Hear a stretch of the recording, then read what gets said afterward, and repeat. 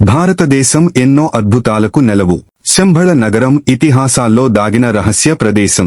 హిమాలయాలలోని మానస సరోవరం సమీపంలో దాగి ఉన్నట్లు నమ్మే ఒక పౌరాణిక, ఆధ్యాత్మిక అదృశ్య రాజ్యం.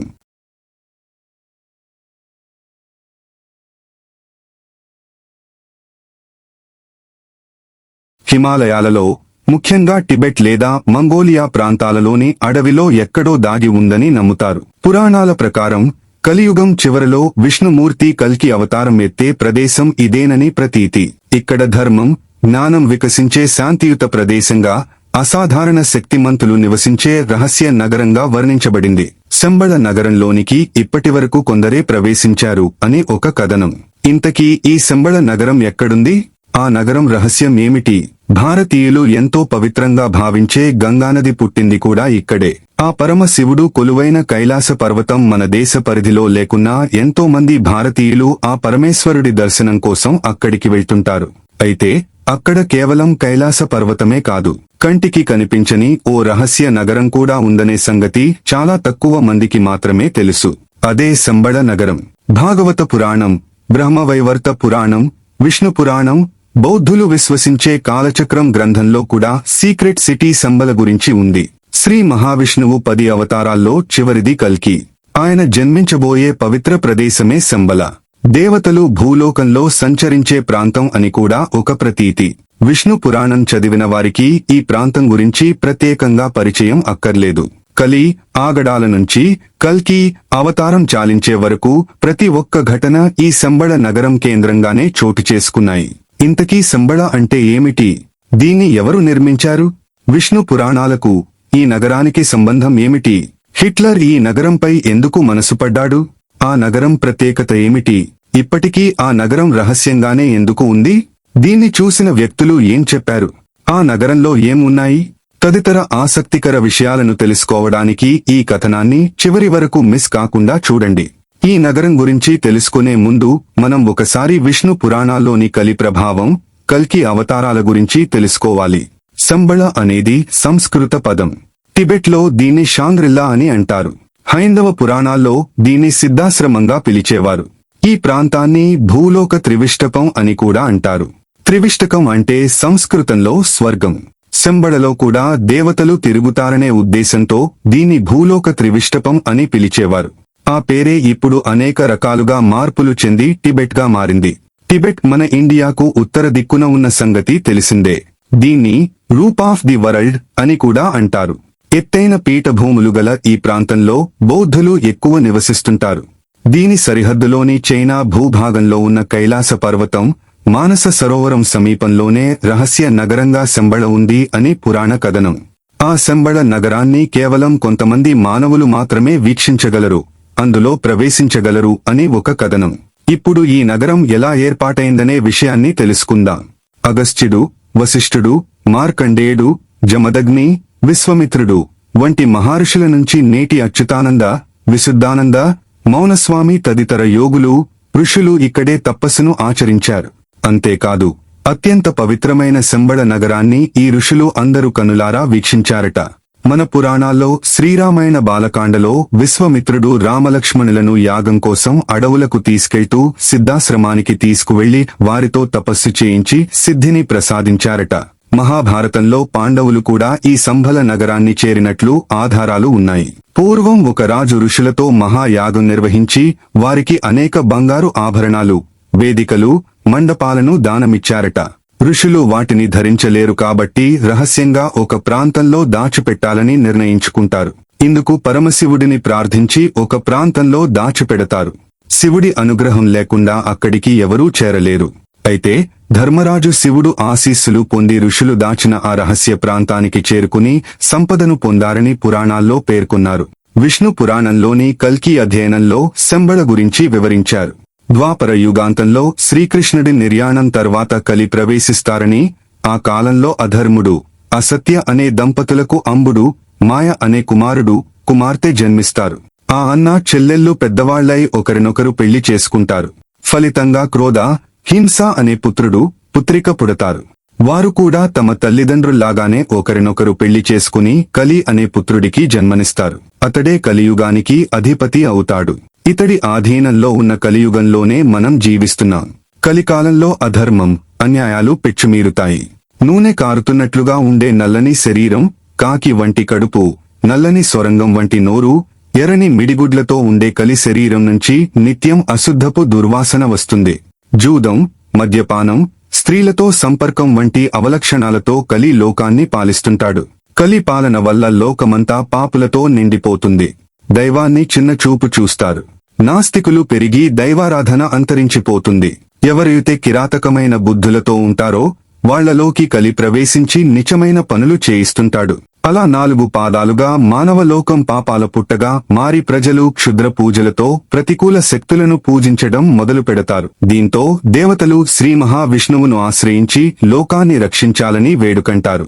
ఈ మేరకు శ్రీ విష్ణువు దేవతలకు ధైర్యం చెబుతూ భరతవంశంలో శంబళ అనే నగరంలో జన్మిస్తానని చెబుతారు. ఆ నగరంలో విష్ణుయసుడు, సుమతి అనే పవిత్రమైన దంపతులకు పుత్రుడిగా జన్మిస్తానని చెబుతారు. లక్ష్మీదేవి సింహళ ద్వీపంలో పద్మావతిగా అవతరిస్తుందని పేర్కొంటారు. ఇచ్చిన మాట ప్రకారం విష్ణుయసుడు, సుమతిలకు 4 చేతులతో మహావిష్ణువు జన్మిస్తారు. పవిత్ర గంగా ప్రక్షాళనతో ఆ 4 చేతులు 2 చేతులవుతాయి. మృత్యుంజయుడైన మార్కండేయుడు కల్కి అని నామకరణం చేస్తారు. ఉపనయనం తర్వాత కల్కి తండ్రి వద్ద సెలవు తీసుకుని శాస్త్ర విద్య, వేదాలు నేర్చుకోవడానికి ప్రయాణమవుతారు. మార్గ మధ్యలో పరశురాముడు కనిపించి కల్కిని మహేంద్రగిరికి తీసుకెళ్తారు. అక్కడ 64 విద్యలను కేవలం 4 నెలల్లోనే నేర్చుకుంటాడు కల్కి. అనంతరం కల్కి బిల్వోదక క్షేత్రానికి చేరుకుంటారు. అక్కడ శివుడిని ప్రార్థించి సాక్షాత్కారం పొందుతారు. ఈ సందర్భంగా శివుడు కల్కిని తన ఒడిలో కూర్చోబెట్టుకుని జన్మ రహస్యం చెబుతారు. కలికాలంలో పాపాలను అంతం చేయడానికి ఈ అవతారంలో జన్మించావని చెప్పడంతో పాటు దివ్యశక్తులు గల గరుడ అశ్వాన్ని బహూకరిస్తారు. అనంతరం రత్నపు పిడికిలి గల ఖడ్గాన్ని అందిస్తారు. ఈ నేపథ్యంలో కల్కి సింహళ ద్వీపానికి చేరుకుని పద్మావతిని పెళ్లి చేసుకుంటారు. అక్కడి నుంచి శంబళకు తిరుగు ప్రయాణమవుతారు. అప్పటికి శంబళ నగరం రూపురేఖలు మారిపోయాయి. ఎత్తైన భవనాలు, ఉద్యానవనాలతో అలరారుతుంది. సరస్సులు, సరోవాలతో ఎంతో అందంగా ఆహ్లాదకరంగా కనిపిస్తుంది. ఒకప్పుడు చిన్న గ్రామంలో ఉండే ఆ ప్రాంతాన్ని విశ్వకర్మ నగరంగా తీర్చిదిద్దడంతో శంబళ సర్వంగా సుందరంగా తయారవుతుంది. అయితే పాపుల్లో మాత్రం ఎలాంటి మార్పు రాదు. దీంతో కల్కి అక్కడ అధర్ములను సంహరించి ధర్మ సంస్థాపన చేస్తారు. ఈ నేపథ్యంలో దేవతలు శంబళకు వచ్చి కల్కిని దర్శించుకుంటారు. తిరిగి వైకుంఠానికి రావాలని ప్రార్థిస్తారు. దీంతో కల్కి సత్యయుగ స్థాపన చేసి గంగానది తీరంలో కల్కి అవతారం చాలిస్తారు. విష్ణువుగా వైకుంఠానికి చేరుకుంటారు. ధర్మానికి కేంద్రంగా మారిన శంబళ అప్పటినుంచి సాధారణ మానవులకు కనిపించకుండా అదృశ్యమవుతుంది. కలి ప్రభావం వల్ల పాపులుగా మారే మానవులకు ప్రవేశం లభించదు. ఈ నగరాన్ని చూడాలంటే ఆ మానవుడు ఎంతో స్వచ్ఛమైన మానవుడే ఉండాలి. సత్యం, ధర్మం, అహింసను పాటించే పుణ్యాత్ములకు మాత్రమే శంబళ నగరాన్ని చూసే భాగ్యం దక్కుతుందని పురాణాల్లో పేర్కొన్నారు. అందులో చెప్పినట్లే కొందరు సాధారణ వ్యక్తులు శంబళ నగరాన్ని చూసి రావడం గమనార్హం. ఎప్పటికీ అదృశ్య రూపంలో ఉండే ఈ మాయ ప్రపంచంలోకి ప్రవేశించడం అంత సులభమైన పని కాదు. మానవ శరీరంలో ఉండే సుసున్న నాడీ తెరుచుకున్న వారికి మాత్రమే శంబళ నగరంలోకి ప్రవేశం లభిస్తుంది. ఇది కేవలం యోగ సాధనతోనే సాధ్యం. కొందరు ఈ జన్మలో పుణ్యకార్యాలు చేసిన పూర్వకర్మల వల్ల శంబళకు వెళ్లే దారి కనుగోలేరు. చిత్రం ఏమిటంటే ఈ సైన్స్ యుగంలో కూడా కొందరు శంబళలోకి ప్రవేశించి అక్కడి అద్భుతాలను చూసి వచ్చారు. ఇందుకు వారి వద్ద తగిన ఆధారాలు కూడా ఉన్నాయని చెబుతున్నారు. మరి శంబళ నగరాన్ని చూసిన ఆ వ్యక్తులు ఎవరో చూసేద్దామా? 1889 సంవత్సరంలో జన్మించిన ఆనందమయి హిమాలయాల్లో సుమారు 20 నుంచి 25 అడుగుల ఎత్తుగల మనుషులను చూశామని చెప్పడం గమనార్హం. వారంతా 5000 ఏళ్ల నాటి ద్వాపర యుగానికి చెందిన మనుషులని పేర్కొన్నారు.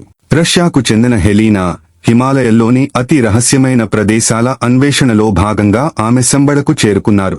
ఆనందమయి చెప్పినట్లే ఆమె ద్వాపర యుగం నాటి మనుషులను చూశానని తెలపడం గమనార్హం.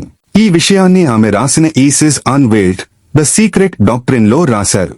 వారితో ఉన్న కొన్ని ఫోటోలను కూడా ఆ పుస్తకంలో ప్రచురించారు. ఈ పుస్తకాలను మీరు ఆన్లైన్ పోర్టల్లో కూడా కొనుగోలు చేయొచ్చు. తమిళనాడులోని కుర్తలానికి చెందిన మౌనస్వామి కూడా శంబళ సిద్ధాశ్రమంలో తపస్సు చేశారు. 1974వ సంవత్సరంలో నికోలస్ రోరిచ్ అనే ఒక రష్యా పరిశోధకుడు శంబళ నగరంపై అధ్యయనాలు చేసి పలు రహస్యాలను తెలుసుకున్నాడు. ఆయన పరిశోధనల ప్రపంచవ్యాప్తంగా వైరల్గా మారాయి. దీంతో శంబళ నగరం గురించి జర్మనీ నియంత అడల్ఫ్ హిట్లర్కు కూడా సమాచారం అందింది. అల్టిమాతులే అనే టీంను హిట్లర్ హిమాలయాలకు పంపి పరిశోధనలు చేయించాడు. అయితే వారి శ్రమ ఫలించలేదు. శంబళ నగరాన్ని కనుగొనలేక వెనుతిరిగారు.